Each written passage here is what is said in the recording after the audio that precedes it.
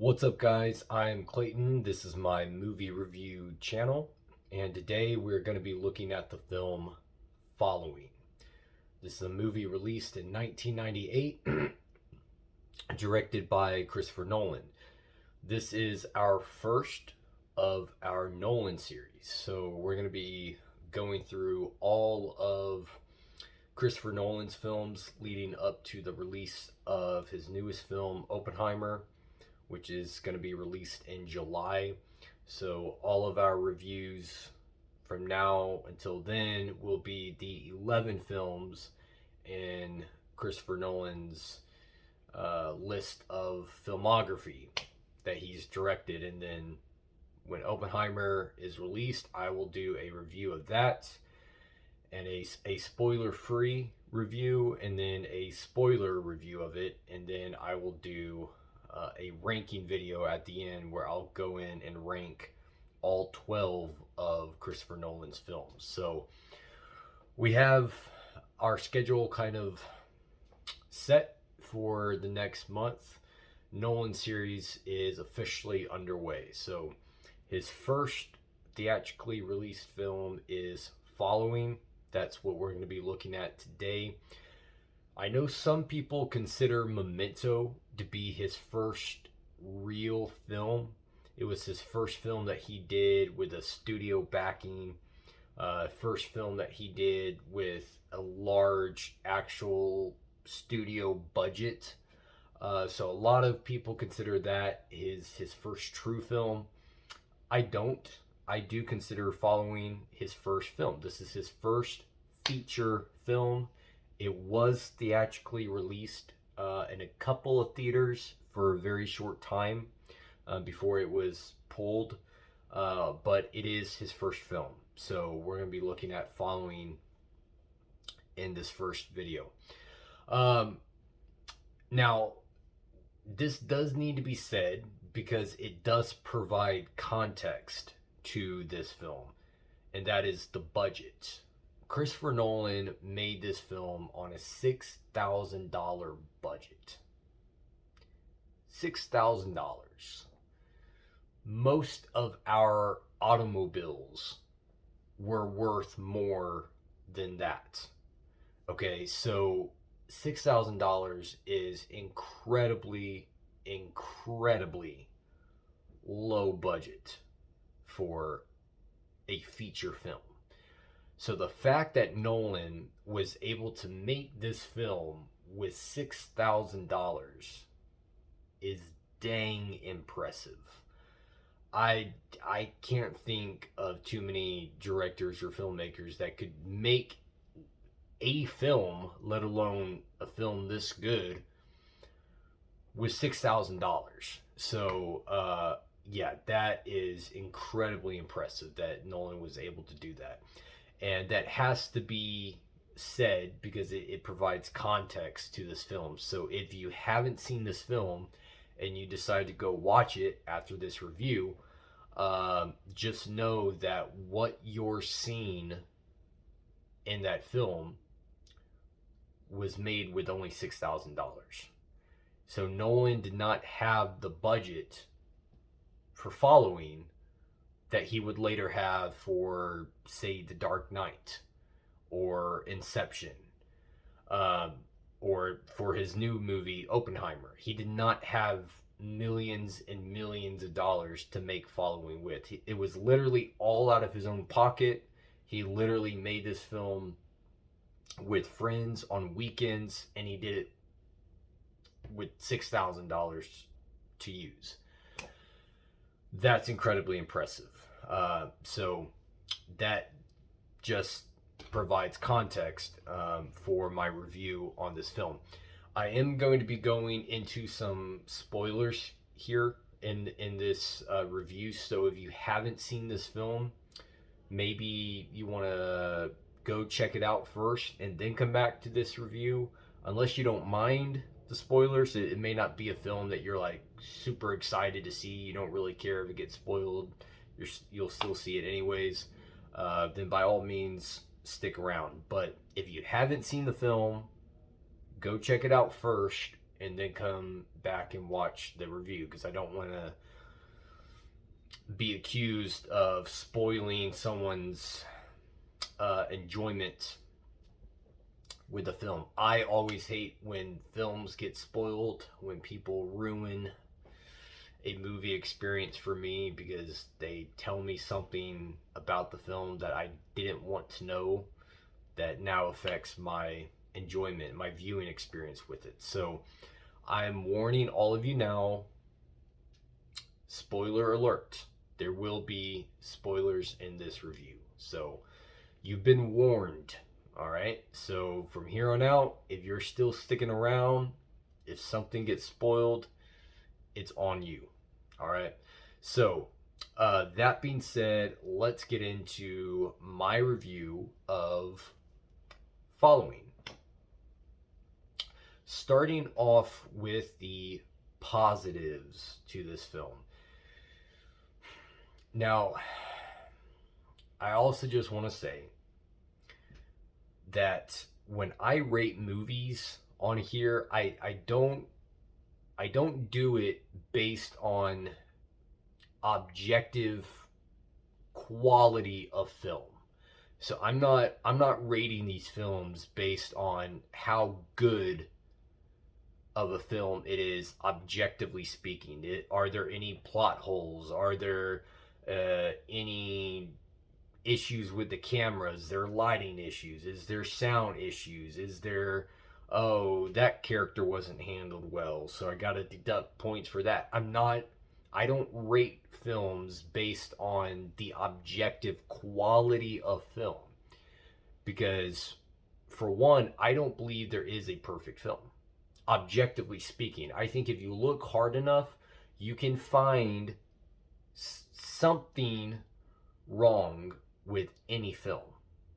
Something could be improved upon. Something could have been done better in every film. So if you're just rating a film based on the objective quality of the film, you're never going to have a 5-star film. You're never going to have a 5-star film, because if you're doing it based on the objective quality and technicality of the film, every film could be done better. Every film has some errors, some flaws with it. So I personally don't do that. If that's how you rate your movies, more power to you. But for me, when I rate movies, including this one, I'm doing it based on my personal subjective viewing experience with the film. What is my viewing experience with the film? I may recognize objective flaws with the film. I might watch a movie and notice a flaw with the script, and might see something objectively that's a plot hole. I might watch a film and think, that's not really logical. That wouldn't really logically work, or that's kind of a contradiction here. That character was kind of wasted. I might be aware of those issues, but if they don't affect my viewing experience with the film, then it's not a big deal to me, and I'm not going to bring it up. So all of these films I am rating based on my personal subjective experience with the film. All right, so I just want to put that out there in case anyone is wondering how I go about rating these films, how I come to the conclusion that I come to, how I come to the rating that I come to with this film or any of the other films on my channel. It's based on my personal experience with the film. Are there things that bother me with the film? Are there things that I would change to enhance my viewing experience? That's how I do it. So that being said, putting that out there, moving forward with the positives of Following. First off, one of the big positives for me with Following is the story. I am really engaged with the story of Following. I was a psychology major in college, and I have always been fascinated with the human mind and with human behavior. What makes a person do things that they do? Why do people behave the way that they behave? Why do people think the way that they think? These things fascinate me. I'm fascinated by people and by behavior. And that's essentially what this film is about. Christopher Nolan kind of explores the behavior of people. The central premise of this film, you have this guy who's a writer. He's an author. He's a writer, and he decides to start following people. Literally, just find someone random and just follow them. Watch what they do. Observe them. Observe how they behave, who they are. Kind of watch from a distance who this person is, which is fascinating to me because I'm fascinated with people. But he has certain rules that he plays by, and one of his rules he breaks. We're told that one of his main rules is that he never follows someone twice. He never follows someone a second time, and he breaks that rule in this film earlier on when he decides to follow this guy a second time, and he finds out that this guy is a burglar. He's a thief. He breaks in to people's homes and steals things. That fascinates this writer, and he's curious how this guy gets away with it, how he hasn't been caught, how he goes about doing what he does, why he does what he does. So this thief, this burglar, kind of takes this writer. We're never given a name for the writer. He's just, I think his actual title in the film is the young man, and so the thief, whose name is Cobb takes this young man under his wing a little bit and kind of lets him in on his burglars and on his theft. He lets him see how he does his burglaries and his break-ins, so this writer can have something to write about. Well, we learn in the film there's a bit of a twist here, and it's a really well executed twist towards the end of the film, that this thief has been playing this young man the whole time. And I think it's just a really fascinating story and a study and kind of a dive into human behavior and how human behavior is somewhat predictable. If someone is a notorious thief, you can kind of predict that he's stealing something or taking something from you, as Cobb does with this young man in this film. This young man thinks that he can trust this thief. This guy thinks that he can trust this person, that he's, they have somewhat of a understanding, somewhat of a friendship or whatever, and he's getting played the whole time. This thief is using him. He's playing him to get what he wants. And so that human behavior is part of who this thief is. So I kind of see the story of following through the lens of human behavior, and there's a psychological element to this film that I find really fascinating. As a psych major, I'm engaged with this story. This is a story that fascinates me. It intrigues me. So I'm invested in this story. Now, I get that not everyone shares that same interest. We all have different interests in life, and some people don't really care about this kind of stuff. And so if it's not your thing, if it's not your cup of tea, you don't have to drink it. But for me, it is my cup of tea. This is right up my alley as far as things that interest me, stories that interest me, characters that interest me. So I think the characters in this film are interesting. I think the story is fascinating. The script is really well handled as well. I think it's a really well done script for a film that's a little over an hour. This is only about an hour and 10-minute film. It's Nolan's shortest film. Um, Only about an hour and 10 minutes, I think, to the credits. So for as short of a film as it is, it has a full structure to it. It has a first, second, and third act. And the script works. There's nothing here that feels left out. It feels like a complete story. So the fact that Nolan was able to do that and to write that and to write a script with all the parts to it, all the pieces to it, and still have it so condensed and yet complete, I think is impressive and really good writing by Nolan. The twist at the end is well executed and well written because you don't really see it coming. At least I didn't. I don't want to speak for everyone, but the first time I saw this film, I didn't see it coming.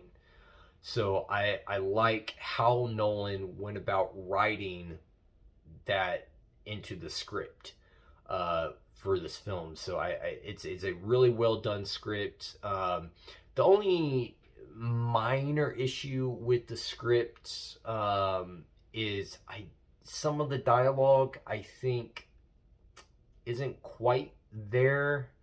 It doesn't quite feel like it's proper dialogue. Again, that could just be the way that those lines were delivered by the actors. But some of the lines, some of the dialogue doesn't quite feel normal dialogue, like it fits. But that's a very minor issue. Overall, I would say the script here is pretty well done and is a positive for me in this film. So we have story that's a positive. It's an interesting story. I'm engaged with it. It's fascinating story. The script is well handled and well written. The characters are interesting. The plot twist is well written and not predictable. The scene by scene playthrough of this film, the screenplay, I think is well structured as well. So the writing here, I think, is probably the strongest of the three parts of film. You have three parts of film. You have the writing, the directing, and the acting. Of those three parts, I think the writing is the strongest part to this film. Between the story and the script and the characters, great writing by Nolan for this film. Moving on to positives with the directing. Positives with the directing for me personally, one of them is the score. I actually do like the score that Nolan uses here. It's not Hans Zimmer, you know. Again, he only had $6,000 to work with, so you're not going to get a high production, high quality from your score, but the score that is in here, I think, does its part. I think it does add some emotion to the scenes that Nolan uses it in. I think it does it's something. It's effective. So I do like the score. It's not a score that feels out of place. It's not a score that you think, I don't know if that really goes with this film. I don't know if that really goes with these scenes. I think the score here does fit. I think it adds something. It adds some emotion to the scene. So I do like the score in Following. Again, it's not my favorite Nolan score by a long shot. It's certainly not on par with the Hans Zimmer scores that Nolan would go on to use, or some of the other ones. But for a budget of $6,000, the score that we have gives a positive experience for me in this film. So I do give the score as a positive in the directing department for Nolan in this film. So the score is one. Also, I think Another positive in the directing for me in this film is the cinematography. I think some of the shots that Nolan, you can tell he's a rookie director. You can tell he's doesn't have a large budget. You can tell he's figuring his style out. You know, he doesn't quite have his style down yet in this first film, and that's to be expected. I mean, what director does in their first feature film? So you can tell Nolan's playing with the camera. He's trying different things, trying different shots, and I think that actually works to his advantage. I think some of the I'm pretty sure all of the shots in this film was actually Nolan behind the camera. He couldn't afford a legitimate cinematographer, so he was actually behind the camera on this entire film. He was actually holding the camera for every shot. So yeah, I like the kind of different compilation of shots that we get in this film. It doesn't have one certain feel to it, and some people might find that as a negative in their viewing experience, but I kind of like it. It kind of keeps me engaged with what's going on, because there's not like a set routine of shots. It's not like, okay, I know how this film is going to look. I know what shots are going to be used here, because you don't really your first time going into this. Nolan's trying different things throughout this film, and I think it actually, for me, in my viewing experience, plays as a positive. So I do give him a positive trait for his use of camera work and cinematography in this film. So that would be another positive for me in the directing department. And then as far as other positives with Following, there's not really a whole lot of other positives. I know that some people may be thinking I'm going to rate this film really low or really poorly, but hold on. Before you go to that conclusion, let me just say, although there's not a lot of positives with this film for me, the positives that there are really effective positives, and they're really significant positives. They're a very strong positive for me in this film. So that needs to be noted. So bringing us to our negatives with Following. Again, I understand the budget. I do. I understand the budget that Nolan had to work with in Following. And that's why I'm kind of hesitant to go here. Because this might sound like I'm contradicting myself when I said I'm not rating this film based on objective quality, and I'm not. But at the same time, the product that we have, the film that we have, gives off a certain either positive or negative experience for you when you watch this film. Everything about every film is either positively affecting your experience or negatively affecting your experience with the film. So for me, one of the negatives I have with this film is the sound. The sound effects of this film doesn't really work for me. The audio is, specifically the audio here, is not very well tuned, is not very well edited. Some scenes are kind of, you're having to like lean in a little bit to really understand or to hear kind of what's being said. The audio just isn't quite there. And again, that's a budget issue. That's not a knock towards Nolan as a director.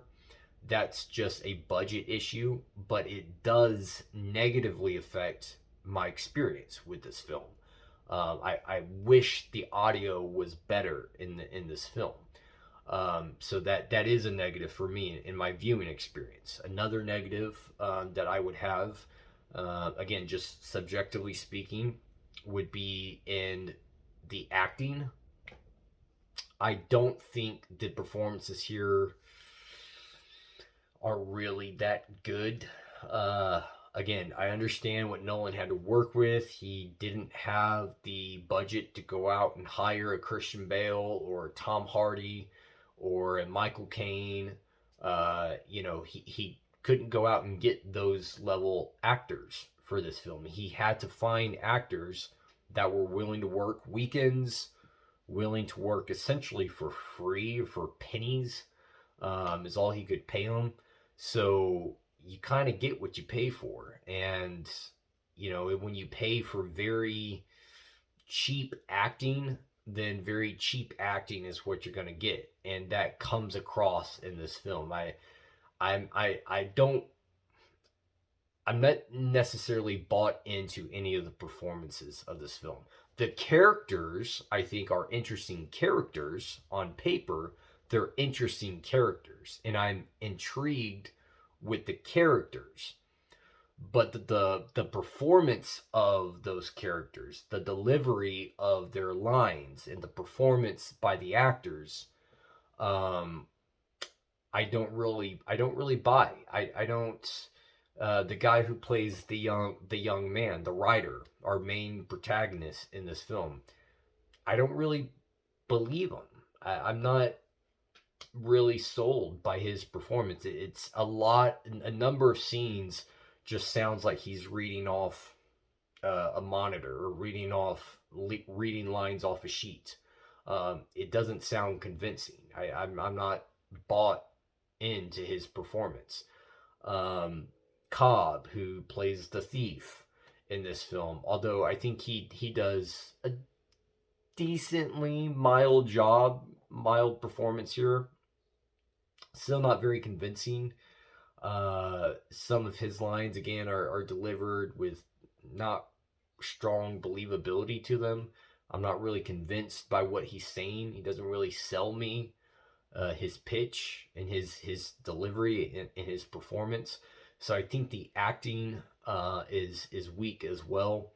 Again, that's not a knock against Nolan as a director. He only had $6,000 to make this film. Couldn't afford to pay for, Oscar winning actors.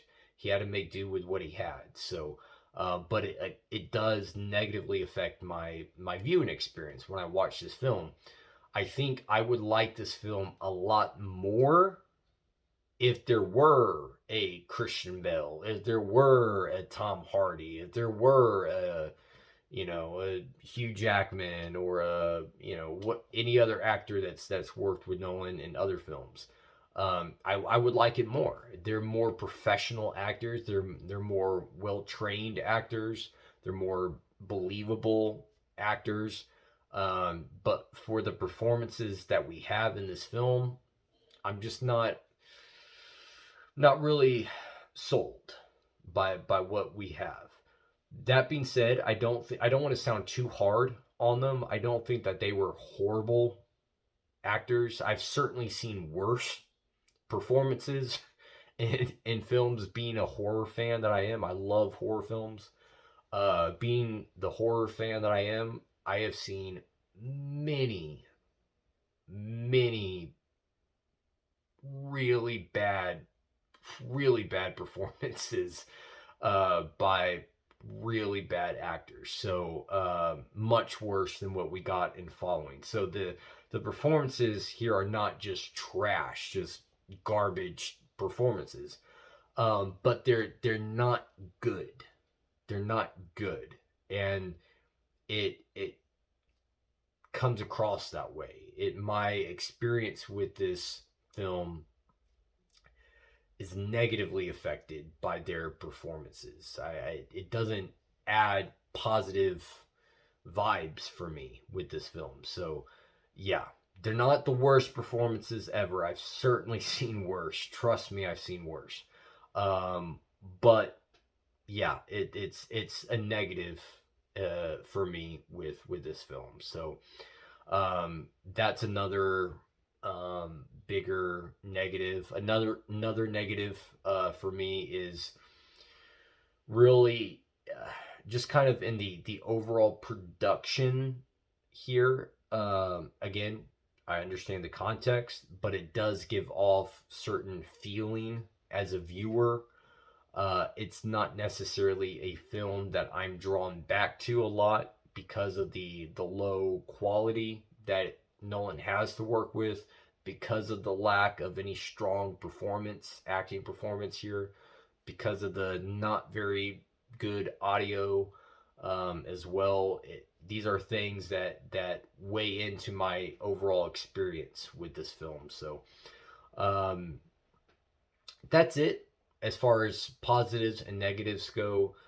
If there's things that I didn't address as far as the film as a whole, it's because I didn't have a feeling about it one way or the other. It wasn't a positive, it wasn't a negative. So, you may have not heard me talk about the editing or the costume designs or whatever. If I didn't mention it, then it didn't affect my viewing experience one way or the other. So what I addressed were all the positives and all the negatives that I have with this film. So my overall rating for Following is 3.5 stars. I do think this is a very good film. For what we have and for a $6,000 budget, man, did Nolan deliver. I would love to have seen what Nolan could have done with a $10 million budget, what he could have done with a $20 million budget. That I would love to see that, because I already really do like this film. I give it 3.5 stars. It used to be a lot lower for me, but upon rewatch for this review, I really liked it. I really liked it. The story was very engaging. The characters were very interesting. The plot twist was well executed. The pacing is really good. It's because it has a short runtime. It doesn't drag. It doesn't feel like a long movie. It moves along at a good pace. So yeah, I really like Following. I think it's a darn good film for a $6,000 budget. So that's my thoughts, guys. Those are my thoughts on Following, Christopher Nolan's first feature film. What are your thoughts on Following? Have you seen it? Again, I warned you in advance. If you haven't seen it, that there could be spoilers there. I don't think I really gave away too many spoilers though in this review, but yeah, I do like it. I give it 3.5 stars. Just my opinion, guys. Again, you don't have to agree. You might think this is a trash film. You might think it's better than 3.5 stars.